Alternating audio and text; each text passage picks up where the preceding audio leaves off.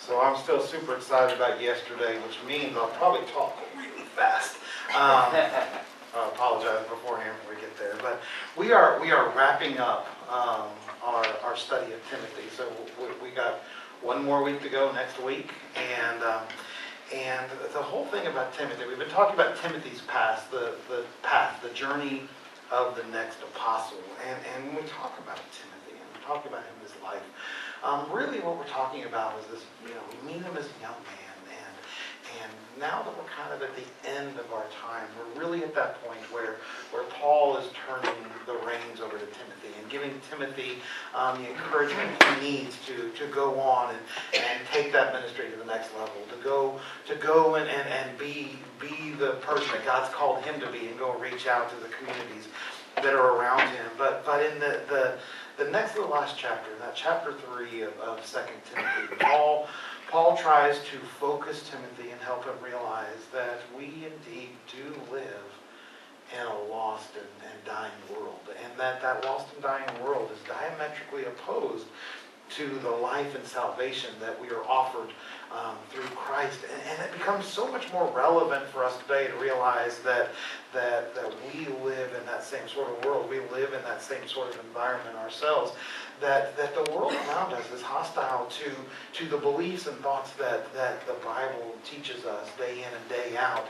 And if we're not aware of that, we don't actively search that out and study that, then we put ourselves in the path of so many things that can tear us down and beat us up.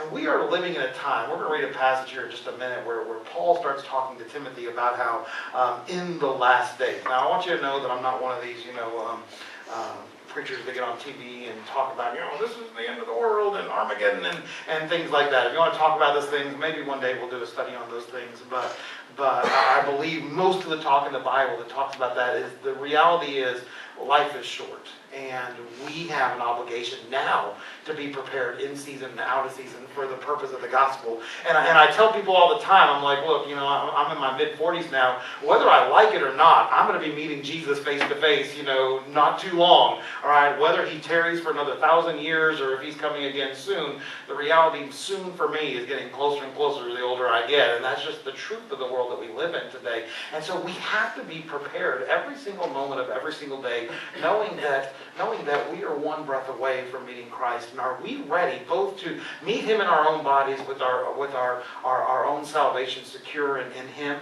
And are we ready that if today is the day that God calls us home, if today is the day that God says, well done, my good and faithful service, do we feel like we're satisfied that what we leave behind us is ready, is prepared, is going to be able to continue the ministry that God has put in our lives? And so if you have your Bibles or if you're following on the app or whatever, we're going to be in 2 Timothy chapter 3.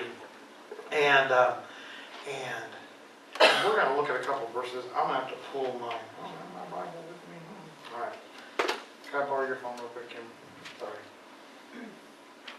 My iPad, I left it. Okay, so it was a busy week yesterday doing the Cornfest stuff, and I got myself flustered, and I preached from my iPad, and my iPad is in the van. Tate was sick today, and so we didn't have to drive the van. I could drive his car, so I didn't have to have the big old vehicle here. And so I got here, and all of a sudden, I don't have the van. And so I was like, well, what am I going to do? And like a caveman, I printed up my sermon notes so that I could just read it off a piece of paper. I know, it's the worst thing in the world. And evidently in my slides, I'm missing verses 1 and 2. For some reason, I have deleted them because technology is an evil thing. All right, so we have now caught up with technology. Those are my apologies. That was my ranting, so I can get to it on Kim's phone, and I'll hand it back to her in just a little bit. So, 2 Timothy chapter 3. We're going to do verses 1 through 5, which for some reason are missing from the slide. So, you should know this, Timothy, that in the last days there will be difficult times. For people will love only themselves and their money. They will be boastful and proud, scoffing at God, disobedient to their parents and ungrateful. They will consider nothing sacred. They will be unloving and unforgiving. They will slander others and have no self-control. They will be cruel and hate what is good. They will betray their friends, be reckless, be puffed up with pride, and love pleasure rather than God. They will act religious, but they will reject the power that can make them godly. Stay away from people like that. than just those five verses. You could tell that Paul was really, really intent on getting Timothy that last bit of information. Timothy, you need to be paying attention. And he starts off by telling him that in the last days, in the last times, and he wants Timothy to be focused, that the day coming when things are going to be even worse than they were with Paul. Now, you got to remember right now, Paul is in jail. He has been in prison for preaching the gospel. He is actually being sent to Rome and is going to be judged by the guy that's the leader of the entire world. And Paul is experiencing this sort of oppression right now, but he's telling Timothy, watch out. The day is coming when things are going to be really, really bad. And that's terrifying to think about, as bad as things were with him. But there is going to be difficult times ahead. Now, when we talk about it, and we're going to go through a lot of those things in those first 5 verses. In fact, we're going to spend most of today just on those first 5 verses. And I don't want you to walk out of here all depressed like, man, Pastor Phil really was a downer today. He was talking because there's some bad things going on. And the reality is we live in a society that is not geared towards the gospel, that is not geared towards praising God, that's not geared toward Jesus Christ as our Savior and focusing on the redemption that He's provided us. We live in a society that's not geared for that. And you could see that yesterday if you were at the Corn Fest with us. I mean, there were a lot of people that came and they were like, I just haven't been involved in church, or it's not a priority in my life anymore. I had one person that was bold enough to say, as we were going through the Solarium cards, when I asked him, hey, which of these cards helps you think about this is who Jesus is, defines God for you? And he's like, I don't believe in God. I'm like, well, which one tells you why you don't believe in God? And he's like, I'd rather not say, but I don't believe in God. And I'm like, all right, that's cool. That's your prerogative. And but the reality is I think maybe he was more honest than a lot of people, because a lot of people's idea of God was just like, hey, there's a kid holding balloons. That's God to me. God holds balloons. He makes us feel happy about stuff. And we've got this mixed up concept, and we live in a world of people with mixed up concept about the divine. And the reality is we live in a world that vastly rejects God in the lives of people. But the problem is where we live, in the country we live in, a lot of times we like to take the gospel, we like to take God, and we like to say, God, you are one of us. So Paul is telling Timothy, we're going to live in difficult times. And for a long time, people thought that we live in America, things are great. In fact, we are probably living in the most prosperous time ever in the history of the world. Go look through the history of the world. There is more wealth in the country that you and I live in. There is more opportunity in the country we live in. I know there's a lot of us that are like, things are stressful for me. But the poorest of poor in America are still among the wealthiest of people in the entire world. We live in a very blessed society. And for a long time, we have falsely attributed that to the fact that we're a Christian society. We're a Christian country founded on Christian values and things like that. First of all, I want you to know, yes, we are, in a society that values religious freedom. But when we talk about Christianity, yours and my Christianity, some of those, founding fathers maybe weren't as Christian as you and I might consider our Christianity to be. Some of them had some different views about God, but they said the word God, so we're cool with that. We love that, and we like to pat ourselves on the back saying that we're a Christian nation, but Christianity is not an American commodity. It's not something that we own as Americans, and if we're lucky, we'll dole it out to all those other countries that are out there. You want to know a reality? Christianity is not growing in America. Do you know where it's growing? It's growing in places like China. It's growing in places like India.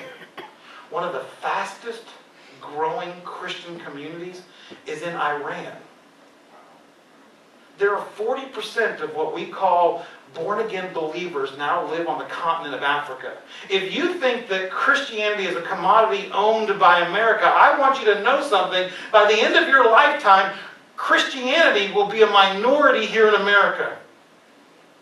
There will be more Christians scattered around the globe. There will be more Christians in China than there will be here. There was a time when Christianity was focused in other places. There was a time when Christianity was centered in Europe. There was a time when Christianity was centered in the Middle East around Israel. Guess what? There's going to be a time when it's no longer centered here. If the Lord persists, if he waits and waits and waits, there'll be a time, because we don't own Christianity. And the reality is we live in a country today that is gradually and gradually moving farther and farther away from God. And as a church, we've been complicit in that. We've allowed it to happen around us. Because we think, you know what, we're in a Christian enough environment. We're in a godly enough environment. We're falling into the same traps. If you go back and read like the book of Amos, when Amos is preaching in the Old Testament, when he is talking to the people of the country of Judah, to the country of Israel, when he's talking to them, he is telling them, you guys are in trouble. And the people are like, we're not in trouble.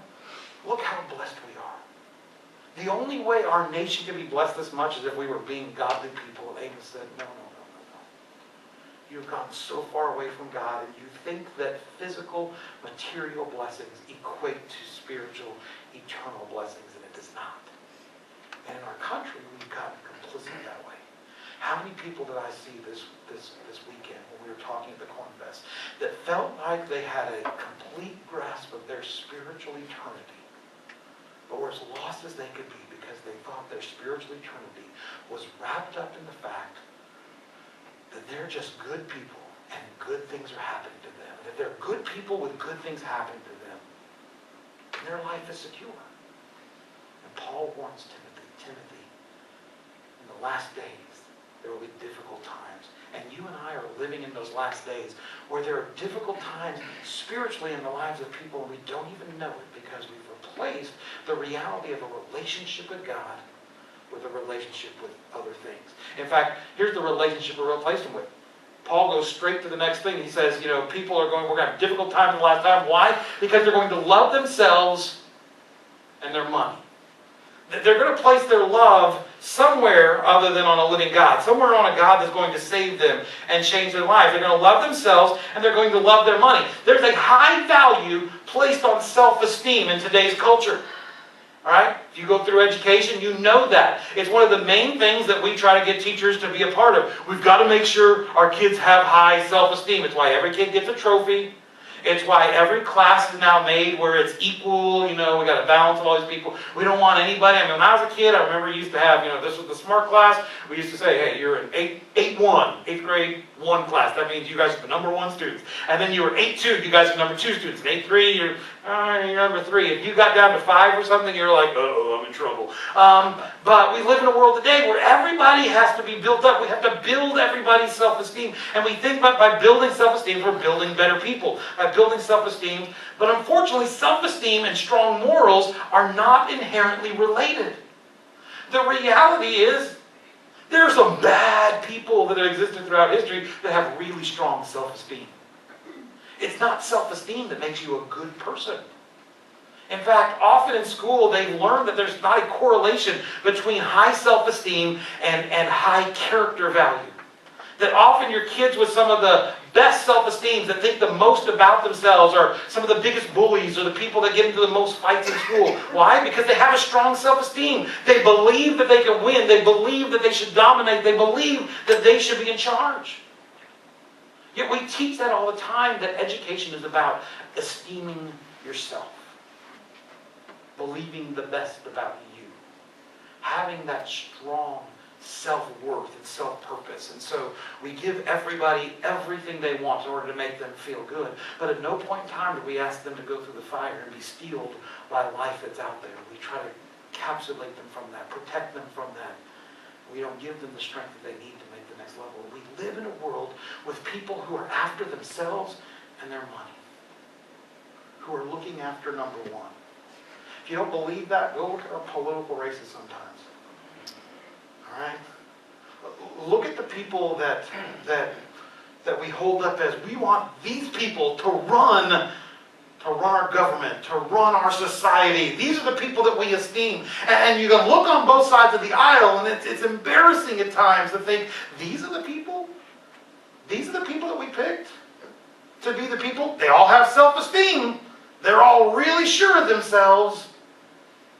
But are they really the people that we want being in charge of our lives, being in charge of our government, being the representatives for the country that you and I live in? Kim and I were even talking about this. The problem is, you get all these people in there throwing their money in, and there's that value of money. And last summer, Tate and I got an opportunity to go to D.C. and talk with our senator, and we talked to our senator's chief of staff, and he was like, here's one of the problems. The problem is not that, we need money to make things happen and things like that. The problem is whenever there's a problem, there's an issue. We're struggling about something. We don't know how at a particular time we were dealing with the immigration issue. You got the immigration issue. There's nobody in the middle saying, let's be level-headed, okay? I'm going to give you some money if you're level-headed. No, there's people that are on one side saying, you know what, this is what we believe, and we will throw money at you if you will push for what you believe. And then there are people on the other side saying, no, we believe the opposite, and we'll throw money at you the opposite. And while these politicians are in the middle, and they're like, you know what, I think we should have a compromise, the reality is I want to compromise, but I need the money. And so, if you're here for a compromise and here for a compromise, instead of crossing that small gap to each other, you're first beholden to turn and go after your support. And the more you go after your support, the farther you get away from each other. We live in a world that's constantly fighting because we love ourselves and we love our money more than we love each other, more than we care about the people around us. We want to see what can divide us more than what can unite us. And so little things become big things, because if I let your little thing go, then your little thing may, after this long process, become a big thing, and it becomes a mess. And as the church, we have to resist that.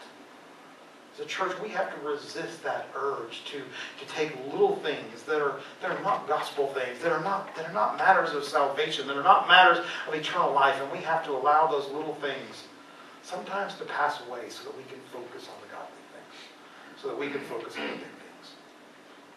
It's not about loving us. If you've been there with us, you know that as we do our love God with all your heart, soul, mind, strength, and love your neighbor as yourself. When you start loving your neighbor as yourself, this begins to disappear. It's really hard to love your neighbor as yourself and then keep thinking about, I'm number one. I'm the best. Think about me. But we got to think about other people.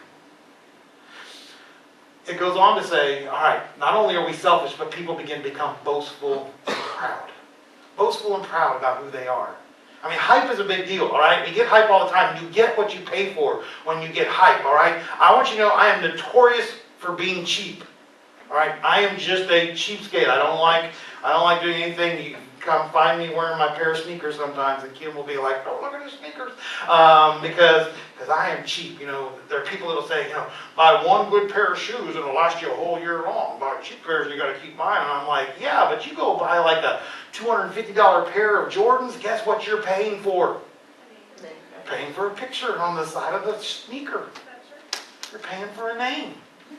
And that thing's not going to last you as long as, going buying a couple pairs of New Balance shoes that might last you 6 months or something like that, or if you wear them right, 2 years. But you get what you pay for. We live in a world that's constantly telling you, oh, you got to get this next thing, you got to get this next great thing, you got to get this next great thing, you got to get this next great thing. And they're always telling you that this hype is what you need to pursue, this hype is what you need to go after. It's something that you can do to be proud about who you are. Look what I'm wearing. All right, I actually heard somebody saying, man, it's great to have these, companies, go buy one of these handbags that cost, $1,000. I'm like, $1,000 for a handbag? I get ready to go somewhere, it's like, we need to carry something. I'm like, where's a Walmart sack, all right? And I'm chunking stuff in a Walmart. I got it for free, all right? I got it, and it still carries all my stuff, all right? I don't have to worry about, I've left my Walmart sack places before. Nobody's ever stolen my Walmart sack, all right? They're like, oh, sweet, a free Walmart sack. And they don't take it. But so many times we get tricked into buying the hype. And in the Christian world, we buy the hype too sometimes, that we've got to somehow or another let go of our reason, let go of where we are, and we want to run after things that aren't things of God. But man, they sound good. They sound nice. And we like what they're talking about. And it's how preachers get away with, and once again, these guys are not guys that I consider to be gospel preaching preachers, but you can find preachers that are out there saying, Jesus really wants me to have this new airplane. And it's not just one pastor. There's a bunch of pastors that are competing to see who can get the nicest Gulfstream, who can get the nicest Learjet for their ministry, and they call them gospel machines. And I'm like, oh my goodness. We bought into this hype that by having the stuff, by having the trappings of the world, that the world somehow is going to pat us on the back, and the world's going to say, you're the best, I'm going to follow, I'm going to love you, because we become boastful and proud.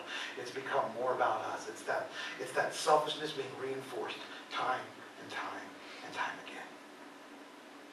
Paul goes on to tell Timothy, there's going to be a time when nothing is sacred anymore. We live in an everything goes society. So why are we shocked at the moral decline everywhere around us? It's one of the things that amazes me so much. Like right now, we live in the Me Too world, all right? And if you don't know the Me Too world, it means we've lived in a society where maybe for years men have been abusing women and women have been belittled. And as a church, we have to take that seriously. That has to be a part of where we are.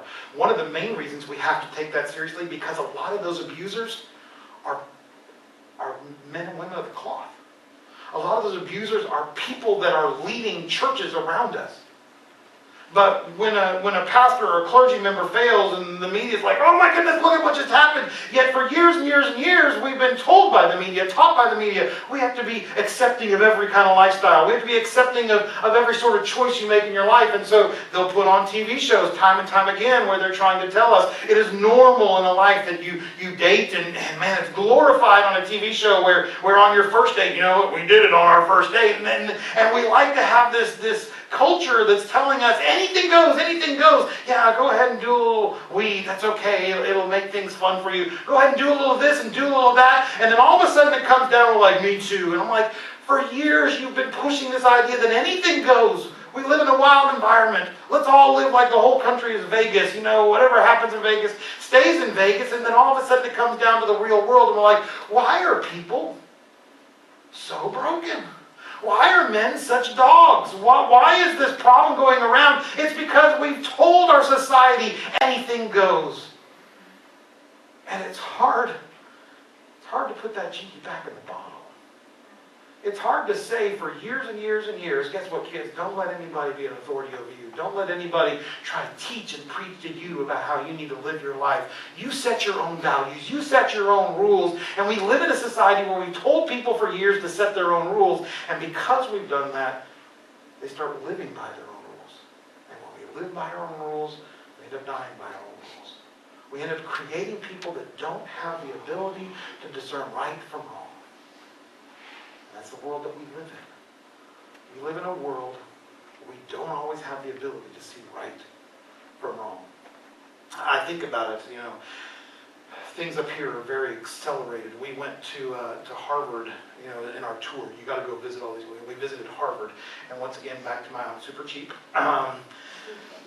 There are things you can do in Harvard where you're like, hey, pay to go to this museum. And I'm like, no, I don't really want to see that stuff too much. And I'm sure it was really cool stuff. And then there were places where they were like, here's a free exhibit in the library. I'm like, free exhibit? That's the perfect kind of exhibit for me. And so we go into this free exhibit. We take like 2 steps into this free exhibit, and all of a sudden we're diving on the kids, closing their eyes, saying, don't look! All right, you kids just stand in the middle. Don't look, we're going to back out slowly. It was an entire exhibit about how back in the 70s and 60s, Harvard had several of their professors that were doing psychedelic experiments where they were trying to get volunteers to come in. They were giving them LSD and other illicit drugs, and they were trying to see how it would affect them, and they were doing cocaine, and they were doing lots of crazy, wild, you know, physical things and stuff like that, and it was just, everything was postered all over the place, and I'm like, oh, we are not in the right place. But then you start thinking, that's what the professors at Harvard were doing in the 70s. You know, when I was born, in the 60s, before I was born. That's what they were doing. These are people that had to have already gotten their own PhDs, their doctorate level understanding. So these are not young people teaching these things. And Harvard is one of the main schools where our presidents get funneled through. Have you noticed that? Harvard Law School and things like that. They come out of these Ivy League schools. And I start thinking, the people that were going to school there in the 70s would have been, you know, my parents' age, my wife's parents' age. My parents were old when they had kids. But they would have been Kim's parents' age when they were teaching these things. Which means we are now not just one generation, Kim's parents' age, but our generation. And then I have a kid that's 20, that generation. And he has friends that have their own kids now. And we're working on 4 generations down. From a time when we thought it was okay for colleges to be giving people LSD and watching how they do weird stuff. We're at a point now where we're celebrating it in the museum, in the library, and we want everybody to see it, so we're showing it for free. I had to look because I'm a pastor. I was like, I need to know what's going on here. Kim told the kids, hey, y'all just sit on those beanbag chairs in the middle of the room and don't move. I'm like, don't sit on the beanbag chairs. There's no telling what's on those things. Stand next to the beanbag chairs and we'll come get you when we're done. But we live in a world where nothing is sacred anymore. And it didn't start with this generation, all right? Don't be talking about how, those millennials today, they don't get away with anything. No. It started generations and generations back. It started in the 60s and the 70s with people that were kids in the 30s and 40s. And now we start doing some math and like, oh, that's me. Yeah. Our generations were the ones that planted in the minds that the smartest and the best and the brightest of the people of the world believe this, so teach it to the next generation. And that's what we've done. We've taught it to the next generation for years and years, for generations and generations. And we wonder why there's a decline in moral value where we are. We wonder why America no longer leads when we talk about spiritual matters, why there are other countries that do that, is because we allow this stuff to happen around us and we don't fight for what God wants us to do. And so other places where if you want to be a Christian in Iran, guess what? You got to fight for it. And so your Christianity there is steeled in the fire. And those people want to reach out to the next, reach out to the next, reach out to the next. He goes on to say, not only is nothing sacred, but we've lost self-control. The test for maturity is the ability to delay gratification. They want to see how mature a kid is. They'll stick a kid at the table, they'll stick an Oreo cookie on the table, and they'll say, you can take that Oreo cookie whenever you want. But if you wait 5 minutes, I'll put another Oreo cookie there.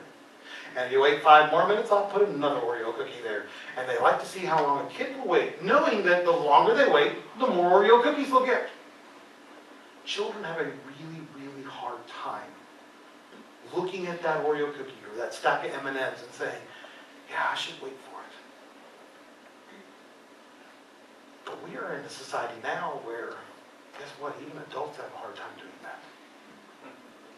And I look at some of the political debates that are going on in there, and we talk about some of the things that are happening, the moral questionings, and a lot of it boils down to, when did we lose the ability to control ourselves? It's a rare time when I get together with somebody that wants to be married, and I'm like, all right, here's the deal. I want you to be self-controlled. And most people are like, can't do that, Pastor. Like, why not?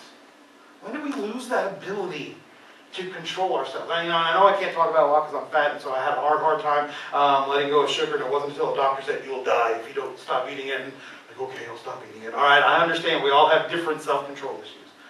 But the reality is we live in a society that doesn't value self-control. We'll judge you if you don't control the stuff that I'm able to control. But man, we struggle with that ability.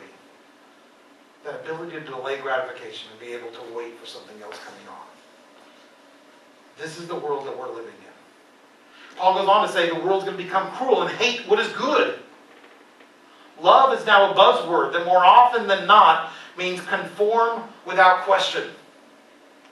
If we have thoughts in our church, we go and read the Scripture, and the Scripture says this is right and this is wrong. And somebody stands up and says, hey, we believe that the Scripture teaches that this is wrong. And somebody says, why don't you love those people? And then they quote the Scripture. The Bible tells us, that we're supposed to love our neighbors as ourselves. And so, okay, do whatever you want to do. I'm going to love you, and so I'm going to let you do what you want to do. We live in a world that hates what is good. But it substituted the word hating good for loving anything. You see, we just switched around the opposite way. The idea that there's a morality, that there's value to it. People think that God just randomly picked stuff and said, do this, don't do this, do this, don't do this. But if you go and look at a lifestyle that's indicative of people that are following the words of God, and a lifestyle of people that aren't, there's actually value and benefit for living a godly lifestyle. That doesn't matter. Because society wants us to live how we want to live. We don't love what's good. We hate what is good now. And then the last thing is we live in a world where they will act religious, but not be religious. I actually heard this term used a lot yesterday. Maybe some of you all did too. The term spiritual. People say, oh, you know what? I'm very spiritual. Phil and I were sitting together, and there was one lady that tried to convince us that she wanted to be a member of 2 different churches, and really the most part was she was just spiritual. So what she wanted was the stuff in this religion that she was comfortable because she grew up in it, and she wanted stuff from this religion because it was something that was interesting and provocative, and she wanted something here. But in reality, she just wanted something that was spiritual. She didn't want Christ. She didn't want a relationship. She didn't want to change life. The term spiritual in today's culture often serves to rationalize the worship of self. We say we're spiritual because we want to worship ourselves. It's an attempt to co-opt sanctification without transformation. We want to be sanctified. We want to know that I'm secure, but I don't want to live by those crazy Jesus rules. So I'm spiritual. And because I'm spiritual, I believe I'm going to make it to heaven. I've actually had to talk to pastors after funerals sometimes and say, hey, a little curious about what you preached there today. You kept telling me that person was going to make it to heaven, but you never at any point in time gave me any evidence of it. Well, the person was spiritual. Yeah, but was the person in a personal relationship with God? Oh, no. And it doesn't matter how spiritual you are. Spirituality doesn't sanctify us. The blood of Jesus Christ is what sanctifies us. That's what transforms us. That's what changes us and makes us new people. But we want to use that word spiritual to replace it. So, I know it's heavy. A lot of stuff. That was just 5 verses. It was crammed in. And I want you to know, go back and look. I skipped a lot of stuff, okay? I skipped a lot. Because I was halfway through and I was like, we can't do all of this stuff, all right? So, moms and dads, there was a part about how kids today don't listen to moms and dads. Go to the grocery store, find a kid that wants, a cookie, and find out how quickly kids don't respond to mom and dad anymore, all right? But there was a lot of stuff we skipped, but it was rough. So what was Paul's solution? If there's a verse in the Bible you need to know, this is one of those verses as a kid I remember being not forced to memorize, but one that was like, let's memorize this verse. It became one of those passionate verses that every single Christian needs to know. It's a 3:16 verse, which makes it easy. It's John 3:16. There's lots of 3:16 verses that are powerful, powerful verses. This is 2 Timothy 3:16 and 17. It says, all Scripture is inspired by God and is useful to teach us what is true, to make us realize what is wrong in our lives. It corrects us when we are wrong and teaches us to do what is right. God uses it to prepare and equip His people to do every good work. You want a solution for what's going on in the world today? This was Paul's solution to Timothy. Get yourself involved in the Word of God. Don't get yourself involved in anecdotes. Don't get yourself involved in self-help things from the internet. Don't find some preacher on TV that's going to say nice things to you, and if you send him $100, he's going to bless you 1,000 times over. Don't do any of that sort of stuff. Get involved in the Word of God. Why? Because the Word of God, all Scripture, is inspired by God. God has breathed His power and life and breath into that Word of God so that it can speak to you, so that it can help you know what is true, so that it can help you figure out what's wrong in your lives, so it can correct you when you're wrong. And guess what? We are wrong people. It's one of the things I wanted to tell everybody that came through as we were doing those solarium things is every one of us are on a journey, and our journey comes out of the place of brokenness where something has gone wrong in our lives because too many of us are wanting a God that says, you're perfect, you're fine, don't worry about it. I want a God that says, you're broken, but I know how to fix you. I know the solution. The solution is Jesus Christ. It corrects us when we're wrong and teaches us what to do right. God uses it to prepare and equip His people. Guys, we have to be passionate about the Word of God. We've got to be passionate about putting in our lives. When we talk about Timothy's travel, you talk about what Paul wanted to leave for Timothy. He gave him this cram-packed list of, man, the world will be messed up in later days. And guess what? We're living in those days. The world is messed up. People are not loving God or following God. And our solution is not to run after the next self-help remedy. It's not to run after the next thing that the world has to offer. It's not even to run after that next great preacher, that next great book. It's to run after the Word of God. It's to embrace the Word of God and let it speak into us.